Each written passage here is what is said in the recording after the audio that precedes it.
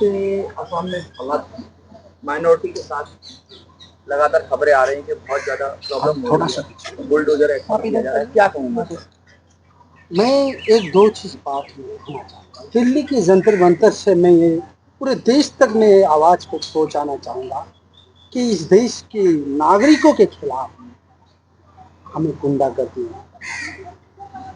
इस देश के लोग जिन्होंने, और खास करके गरीब लोग जो मजदूरी दिहाड़ी करते हैं, कुछ कमाते हैं, खाते हैं, कहीं रहते हैं, उन लोगों की कमाई इतने कम है कि ये अपने बच्चों के लिए ये दूध भी अफोर्ड नहीं कर पाते, बिस्किट भी अफोर्ड नहीं कर पाते हैं।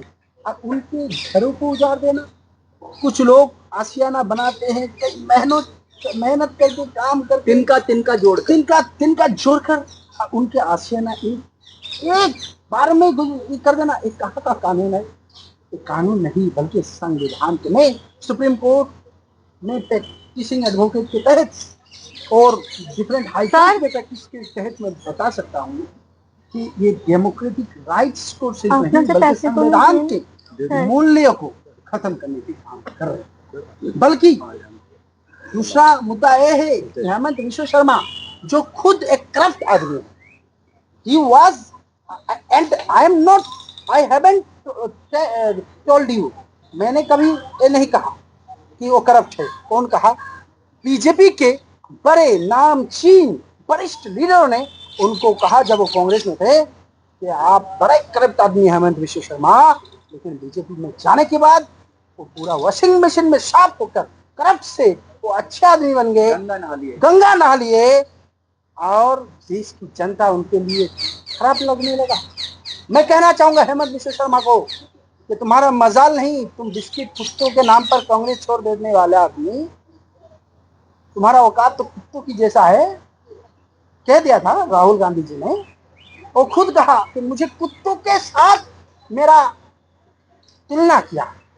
क्या क्या ये तो आपको मालूम है घर में, लेकिन मैं कहना चाहता हूँ कि आपके साथ जो बिहेवियर किया गया तो सच में अच्छा बिहेवियर किया गया था, इसलिए कि आप देश के लोगों के साथ, देश के नागरिकों के साथ, देश के गरीबों के साथ उसी तरह आप बिहेवियर कर रहे हैं। ठीक, बल्कि को मैं कहना चाहूंगा बीजेपी रूलिंग स्टेट में बांग्ला बोलने वाले जो वेस्ट बंगाल के बंगाल के लोग हैं, कुछ दिन पहले मैं ताज्जुब हो गया मनोज भाई, मैं ताज्जुब हो गया कुछ दिन पहले कि मछली बाजार में दिल्ली में जहां मछली बिकता है, मछली कौन नहीं खाता है, उस माँ काली के मंदिर के नीचे बंगाली हिंदुओं को, मैं कहना चाहता हूं बंगाली हिंदुओं को टारगेट किया गया और टारगेट करके कहा मछली बेचना बंद करो। उन्होंने कहा, जवाब दिया मछली बंगाली हिंदुओं ने जवाब दिया, हम माता शक्ति की पूजा करने वाले हैं, हम काली मंदिर हमने बनाया है कालीबाड़ी के, और हम यहाँ मछली भी बेचेंगे और भोग और प्रसाद जो लगाते हैं ये मछली का प्रसाद लगाते हैं, और कामाख्या मंदिर पर पाठा का बलि दिया जाता है और पाठा का मांस प्रसाद के रूप में माना जाता है। अब बंगाल को कहां से कहां निकालेंगे? जनगण मन अधिनायक जय है भारत, भारत का एंथम जो बंगाल के नॉवेलिस्ट, बंगाल के कवि गुरु रविंद्रनाथ ठाकुर ने दिया है, जो बंगाल को, पूरे देश को क्रांति करने का काम, देश को इंडिपेंडेंस देने का काम नेताजी सुभाष चंद्र बोस जैसे महानायक ने किया, वो बंगाली थे या नहीं? मैं पूछना चाहता हूं सरकार को, बंगाली को कहां से निकाला जाएगा? अमृत स्वयं बंगाली है।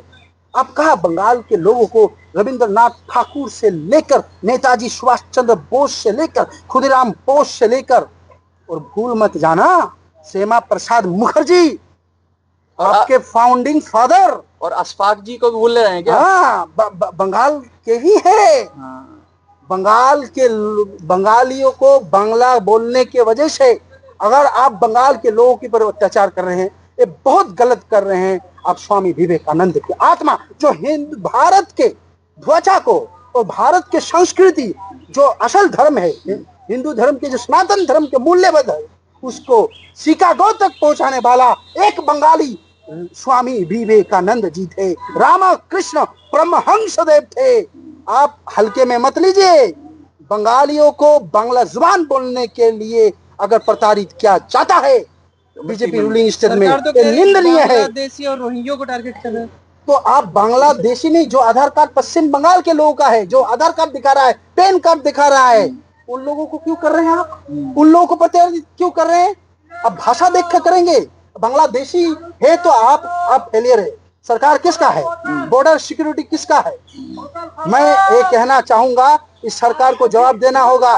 वोट के अधिकारों को भी तोड़ा जा रहा है। एसआईआर के मुद्दे पर बिहारियों की वोटर अधिकार को खत्म कर दिया गया।